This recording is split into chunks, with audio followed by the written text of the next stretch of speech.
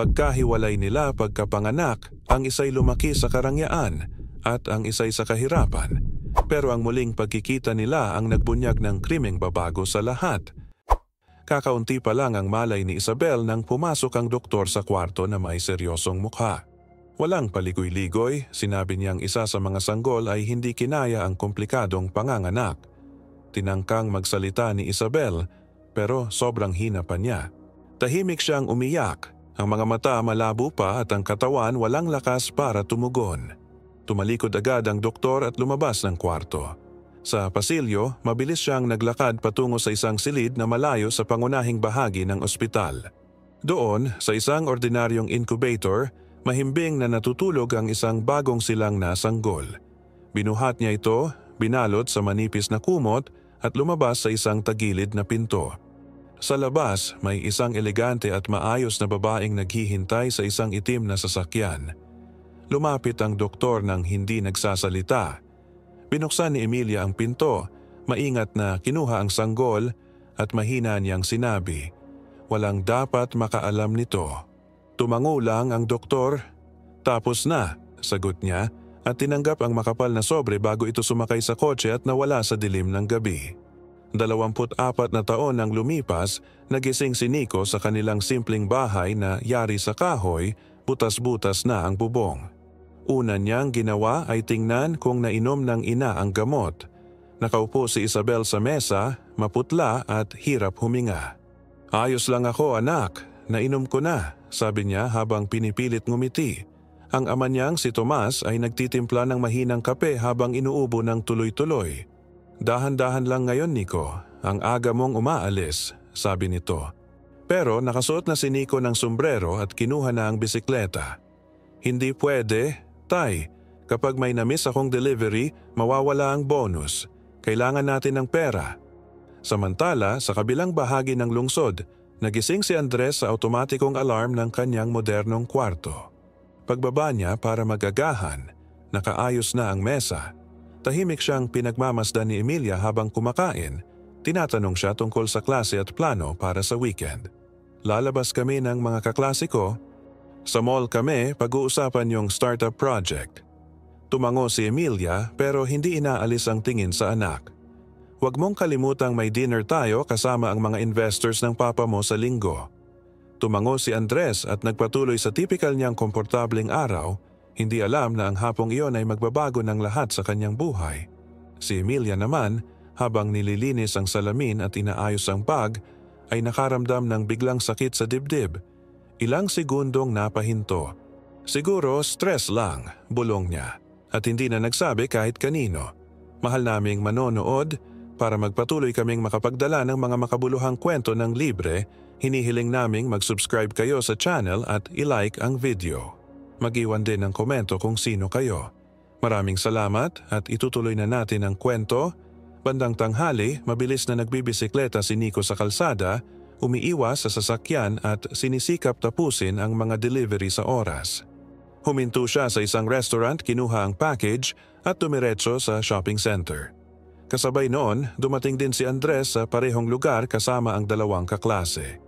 Masayang nagtatawanan, pinag-uusapan ang tungkol sa investments at business strategy. Nang pumasok si Nico sa isa sa mga service entrance, nadaanan niya si Andres sa di kalayuan. Pareho silang napahinto sa saglit.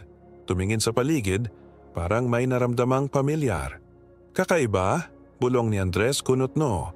Si Nico naman ay napakurap at parang nabalisa, pero nagpatuloy na papunta sa food court. Pagsapit ng hapon, pagod nang umuwi si Nico. Pagbukas niya ng pinto, nakita niyang nakaupo si Isabel sa tabi ni Thomas na hindi gumagalaw sa duyan. Mahigpit ang hawak ni Isabel sa kamay ng asawa at umiiyak siya ng mahina. "Hindi na siya nagising, anak. Tinawag ko siya pero wala na," sabi nito. Lumuhod si Nico, hinawakan ng balikat ng ama at agad naunawaan ang nangyari. "Tay?" tanong niya, nanginginig ang boses. Dumaan ang katahimikan sa buong sala na tila kumpirmasyon. Ginawa ang burol sa mismong bakuran ng bahay. Tumulong ang mga kapitbahay magdala ng upuan, mesa at ilang simpleng bulaklak. Gabi na, nakaupo si Nico sa tabi ng kabaong, nakatingala sa langit pabulong na nagsabi, "Pasensya na, Tay. Dapat mas marami pa akong nagawa." Sa parehong gabi, sa kabilang banda ng lungsod, sinusubukang matulog si Emilia, pero lalong lumala ang kirot sa kanyang dibdib. Nakatingala siya sa kisame, gising ang mga mata, pilit pinapaniwala ang sarili na wala lang iyon. Kinabukasan, pagkatapos ng pagkamatay ni Tomas, sobrang tahimik at mabigat ang atmosfera sa bahay. Maaga pa lang, gising na si Nico, pero bago pa man siya bumangon ay narinig na niya ang mahinang ubo ng ina mula sa kusina. Pagpunta niya roon, nakita niyang nakasandal si Isabel sa lababo, maputla, halos nakapikit ang mga mata at mababaw ang hininga. "Ma, ayos ka lang?" tanong niya, pero hindi agad sumagot si Isabel. Nang subukang magsalita, walang lumabas na boses at napabigat ang katawan niya sa pagkasandal sa counter. Agad na lumapit si Nico, hinawakan ang mga braso ng ina at nakita niyang nanginginig ito. "Wag mo kong iiwan ngayon, Ma," bulong niya, desperado. Iniisip kung anong pwedeng gawin. Naubos na ang pera kahapon dahil sa gastos sa burol at wala na siyang alam kung paano pa. Sa kabila nito, kinuha niya ang cellphone, tumawag sa emergency at nagmakaawa. Mamamatay siya kung walang darating agad. Sigaw niya sa telepono habang hawak ang ulo ng ina sa kanyang dibdib. Kasabay noon, sa kabilang bahagi ng lungsod, nag-aalmusal si Emilia kasama si Andres. May prutas, tinapay, mainit na kape, lahat ay tulad ng nakagawian.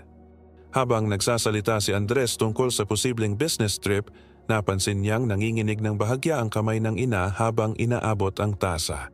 "Ma, ayos ka lang ba?" tanong niya, pero hindi siya sinagot. Tinangkang tumayo ni Emilia, pero bago pa siya makalakad ng 2 hakbang, pumikit ang mga mata niya at bumagsak siya sa sahig. "Mama! May tao ba dyan?" sigaw ni Andres, lumuhod sa tabi ng ina. Tinawagan ng mga security ang isang private ambulance, pero sinabi sa kanila na hindi tumatanggap ng emergency ang pinakamalapit na pribadong ospital sa araw na iyon. Napilitang dalhin si Emilia sa parehong pampublikong ospital kung saan dinadala na si Isabel. Sa ospital, abala ang paligid. Dumating si Nico na pawis at balisa.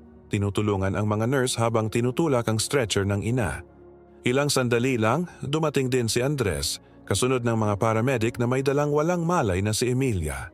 Nang pareho silang naghihintay ng balita sa parehong pasilyo, nagtagpo ang kanilang mga mata. Sa isang saglit, tila huminto ang oras. Parang nakatingin sila sa isang kakaibang salamin. Nakakagulat ang pagkakahawig. "Ikaw," bulong ni Nico, litong-lito. Pinikit ni Andres ng kaunti ang mga mata, pilit inuunawa.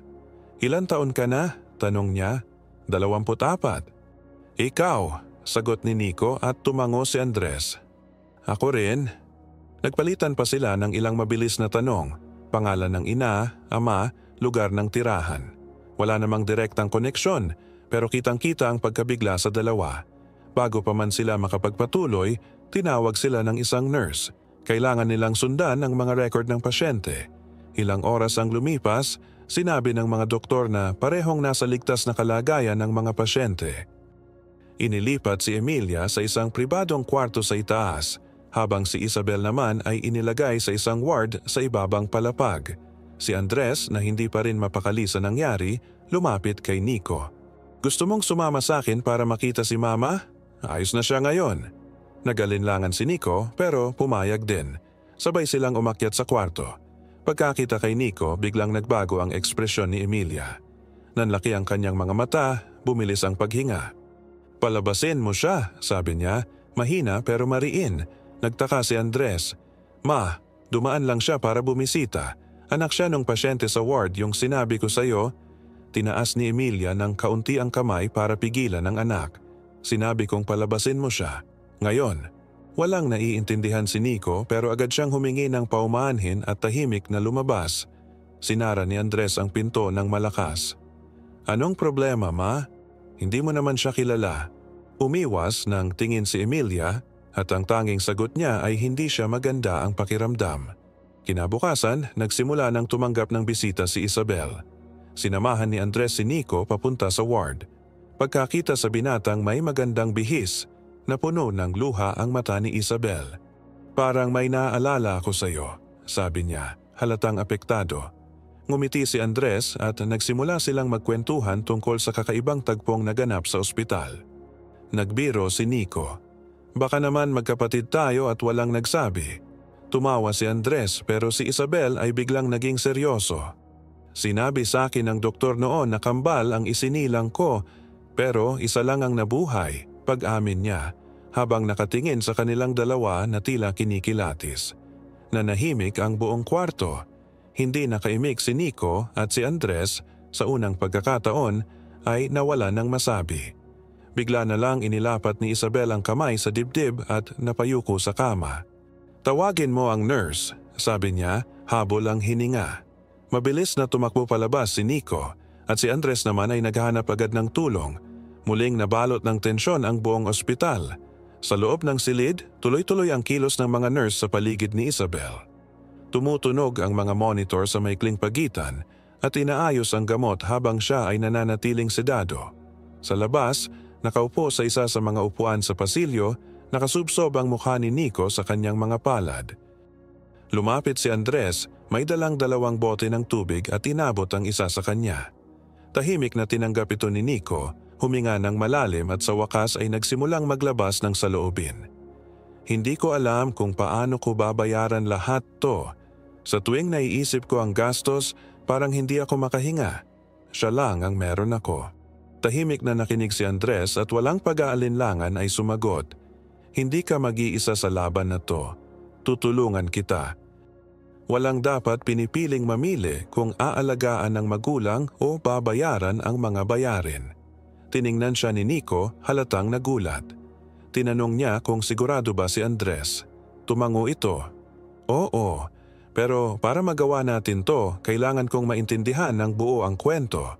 Kailangang malaman natin kung totoo ang sinabi ng nanay mo.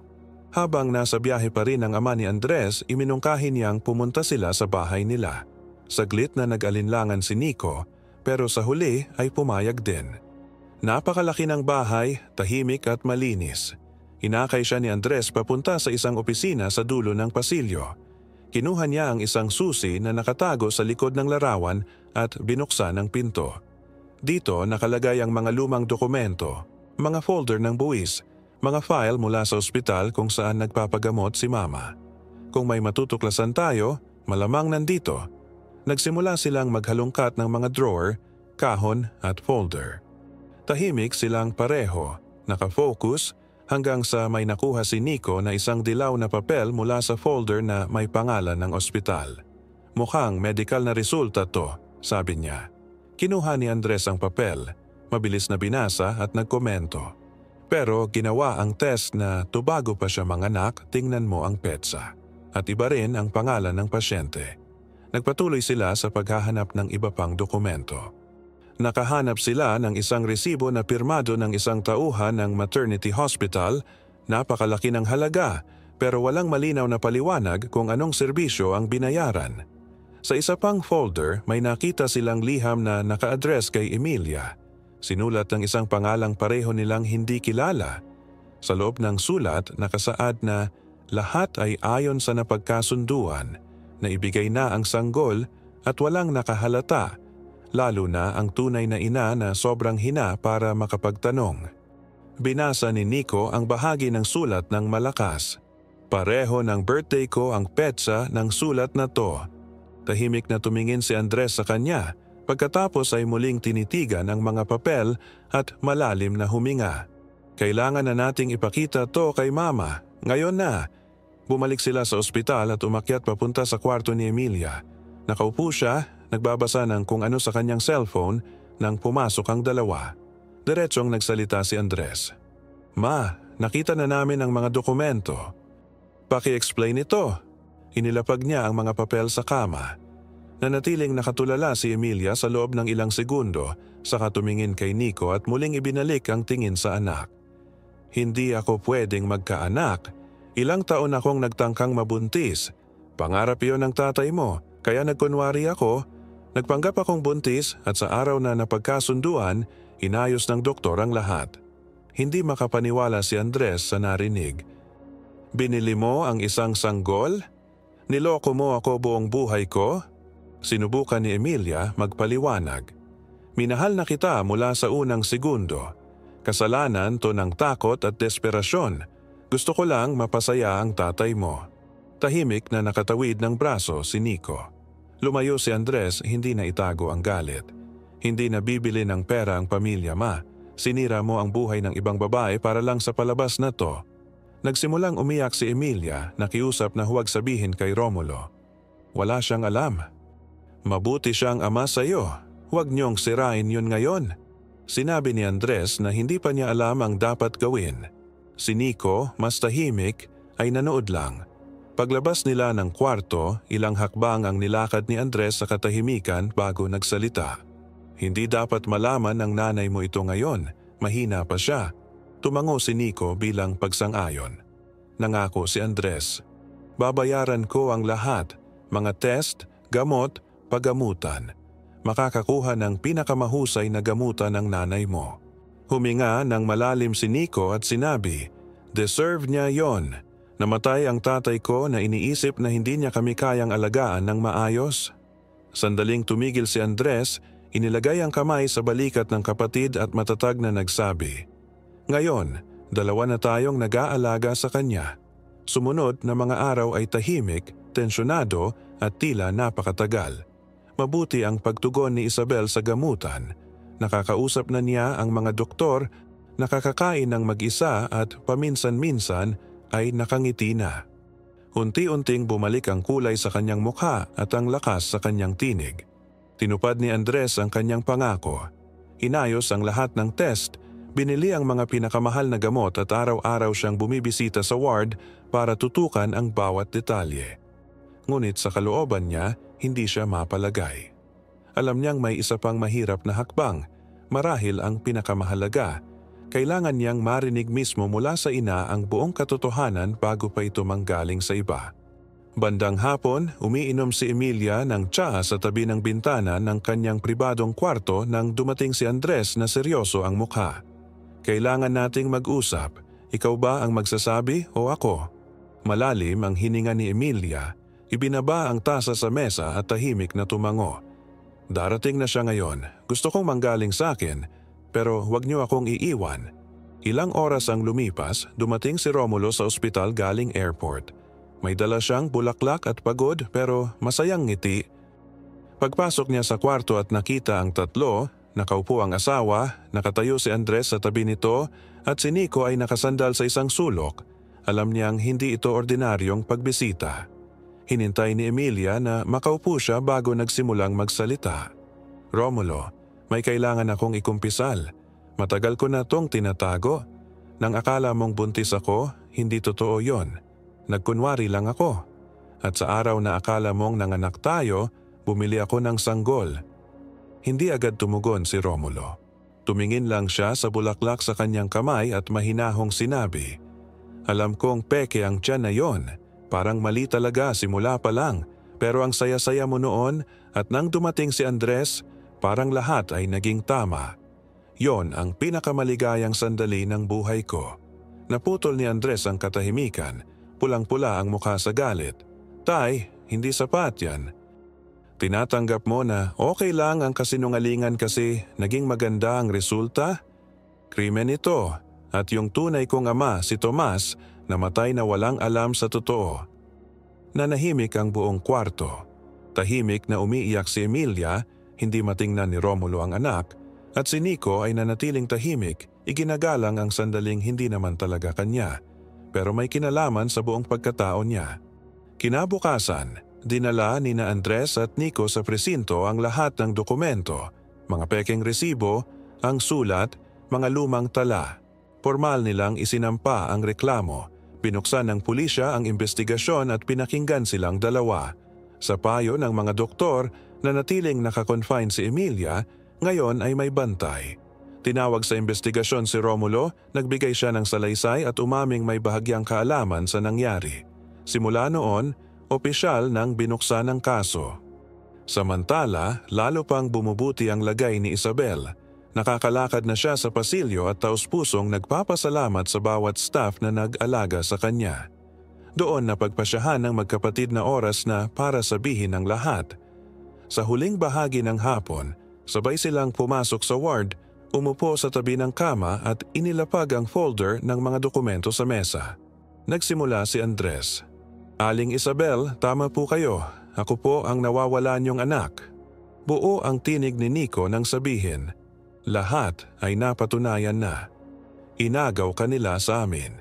Inilapat ni Isabel ang kamay sa bibig, nagsimulang mapuno ng luha ang kanyang mga mata. Dahan-dahan niyang binasa ang mga papel at nang matapos tumingin siya sa dalawa, tinig ay namamaos. "Patawarin niyo ako. Dapat naramdaman ko agad ito. Lagi kong nararamdaman na may kulang sa akin. Ngayon alam ko na kung ano yon." Mahigpit silang nagyakapan. Si Andres, basang-basa ang mata, ay nagsabi, "Karapatan niyong malaman ang totoo. At ngayon, kung gusto niyo, pwede na po kayong tumira sa akin. Maluwag, komportable, lahat ng karapat-dapat sa inyo." Nagpasalamat si Isabel pero mahinahong sumagot, "Anak, kailangan ko ng panahon.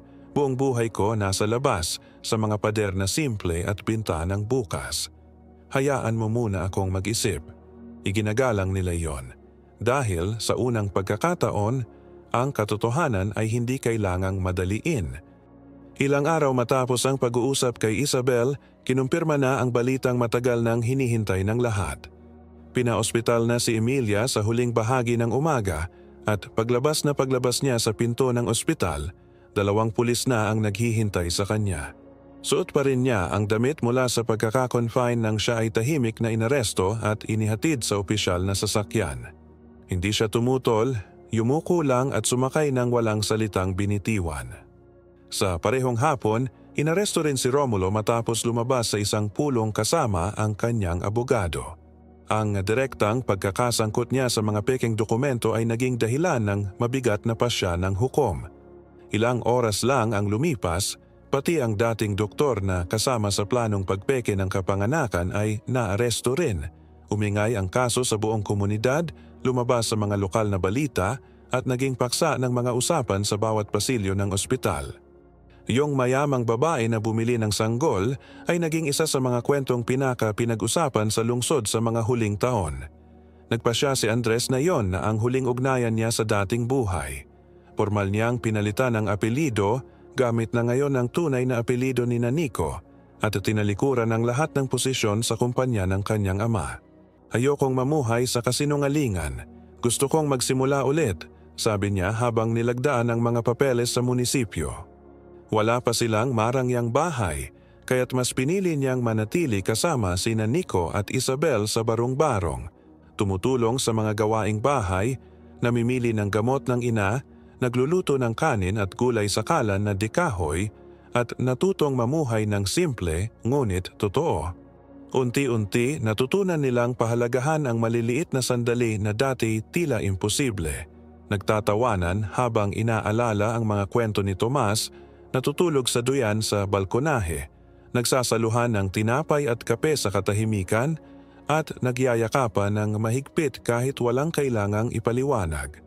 Ilang araw ang lumipas habang nag-aayos sila ng tanghalian sa isang mainit na hapon, tiningnan ni Isabel ang 2 niyang anak at mahinahong nagsabi, "Handa na ako. Pwede na tayong lumipat." Akar mabilis na tumingin si Nico. "Sigurado ka ba, ma?" Lumapit si Andres na may ngiti sa mukha. "Bukas ang bahay para sa inyo. Hindi naman kailangang baguhin ang buhay, kailangan lang natin ng bagong tirahan." At ganun nga ang nangyari. Sa katapusan ng linggong iyon, lumipat sila. Kaunting kahon, ilang kumot at maraming pag-asa. Ang dating mansyon na wala na sina Emilia at Romulo ay tuluyang nagbago. Pinatanggal ni Andres ang mga lumang painting, pinapalit ang mga sobrang magagarbong kasangkapan at binigyan ng espasyo ang isang totoong tahanan. Si Isabel ang pumili ng mga halaman sa hardin. Si Nico ang tumulong magpintura sa mga kwarto. Ang karangyaan ay napalitan ng kasimplihan, pero ang pinakanagbago ay ang hangin sa loob ng bahay. Sa unang pagkakataon, dama ang pagmamahal na totoo. At doon, sa huling bahagi ng isang payak na hapon, habang tahimik ang paligid, nagsimula ang isang bagong kwento. Sa pagkakataong ito, may pag-ibig, may katotohanan, at ang bawat isa ay nasa tamang lugar. Salamat sa pagtutok hanggang dulo. Sa mundong puno ng sakit na dumadaan sa katahimikan, pinili mong makinig hanggang wakas. Kung ang kwentong ito ay tumimo sa puso mo, paki-subscribe. Malaki ang naitutulong niyan para may pagpatuloy namin ang pagbabahagi ng mga totoong kwento na karapat-dapat marinig. Ikomento mo kung saan ka nanonood at kung kaya mo, paki-share. Baka maliit lang para sa'yo, pero ang pagkalat ng isang kwento ng pagbangon ay pagkalat din ng pag-asa.